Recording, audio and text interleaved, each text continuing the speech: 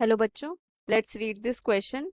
Question says calculate the pH of a solution prepared by mixing 50 ml of 0.200 molar CH3COOH and 50 ml of 0.100 molar NaOH, where Ka for the weak acid CH3COOH given is 1.8 into 10 raised to the power minus 5. तो यहाँ पे की concept देखो क्या हो रहा है, salt formation हो रहा है, ठीक है। और यहाँ पे हेंडरसन इक्वेशन का यूज होगा। की concept, so here the acid is a weak acid CH3COOH, it is a weak acetic acid. तो ये क्या हो गया, ये है वीक एसिड जो रिएक्ट कर रहा है NaOH के साथ। NaOH is a strong base. और ये दोनों रिएक्ट करके क्या बनाएंगे, सॉल्ट बनाएंगे CH3COONA,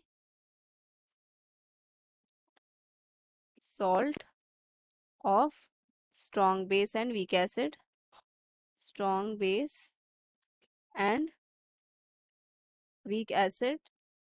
तो यहाँ पे strong salt of strong base and weak acid and this weak acid जो सॉल्यूशन में प्रेजेंट है, ये दोनों मिलके क्या बनाएंगे, एसिडिक बफर सिस्टम बना देंगे। Acidic buffer system. तो ये एसिडिक बफर सिस्टम का केस है। So we can apply Henderson equation. Henderson equation, and according to Henderson equation, pH for this acidic buffer is equals to pKa plus log concentration of salt divided by concentration of weak acid। और यहाँ पे pKa जो है वो होता है minus log of Ka के बराबर, ठीक है। तो यहाँ से हमारे पास नया pH का फॉर्मूला क्या बन गया, minus log Ka plus log concentration of salt divided by concentration of acid। यहाँ पे सॉल्यूशन देखते हैं अब, फिर से रिएक्शन लिखते हैं। CH3COOH is reacting with base NaOH and forming salt CH3COONA, ठीक है। सबका स्टाइकोमेट्रिक कोफिशिएंट 1 है, तो कुछ लिमिटिंग रिएजेंट तो पता नहीं लग पा रहा, तो यहाँ से हम मिली मोल्स कैलकुलेट कर लेंगे। तो मिली मोल्स क्या होता है, millimoles is equals to molarity यानी कि concentration into volume in millilitre को मल्टीप्लाई कर देंगे तो आ जाता है मिली मोल्स। तो यहाँ पे CH3COOH जो वीक एसिड है उसका कंसंट्रेशन है 0.2 इंटू वॉल्यूम है 50 ml, तो 50। तो यहाँ से कितना आ गया इसका millimole, it is equals to 10 millimole. NaOH के लिए कंसंट्रेशन है 0.1 एंड वॉल्यूम है 50 ml, तो यहाँ से इसके लिए आ गया 5 मिली मोल। तो मतलब कि यहाँ पे plus H2O is a by product जिसे हम कंसीडर नहीं करेंगे, ठीक है। तो मतलब कि लिमिटिंग रिएजेंट कौन सा हो गया, जो कम अमाउंट में प्रेजेंट है वो, क्योंकि स्टाइकोमेट्रिक कोफिशिएंट तो सबका सेम है, इस वजह से वहां से पता नहीं चल पाया, तो इसलिए मिलीमोल कैलकुलेट किया। तो यहाँ से लिमिटिंग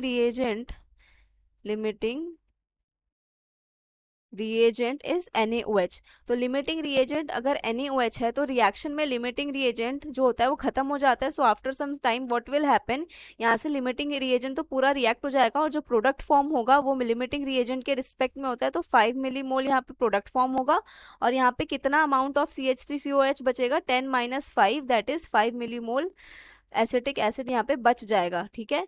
ये होगा, तो मतलब कि यहाँ से कंसंट्रेशन ऑफ सॉल्ट लिखना चाहें तो क्या हो जाएगा, सॉल्ट का concentration is equals to 5 millimole divided by volume in ml।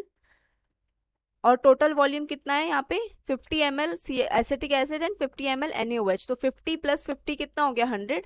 So total है 50 plus 50 is equals to 100 ml।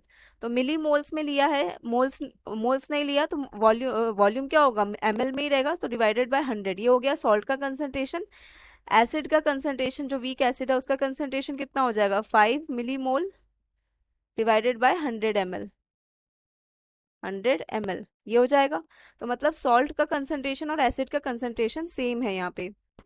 Since concentration of acid and salt is same, so Henderson equation देखो क्या बन जाएगी, pH is equals to minus log Ka plus log concentration of salt divided by concentration of acid।